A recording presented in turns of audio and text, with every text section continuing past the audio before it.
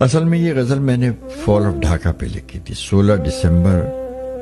1971 کو، جس وقت فال آف ڈھاکہ کی اطلاع مجھے دفتر میں ایک دن کے 11 بجے پتہ چلی، تو بس میں ایک دم میں ٹپ ٹپ رونے لگا،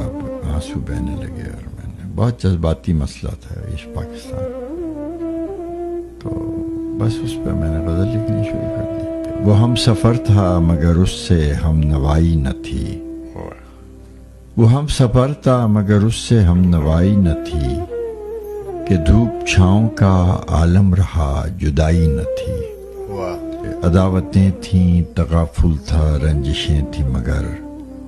بچھڑنے والے میں سب کچھ تھا بے وفائی نہ تھی، بچھڑتے وقت تو ان آنکھوں میں تھی ہماری غزل،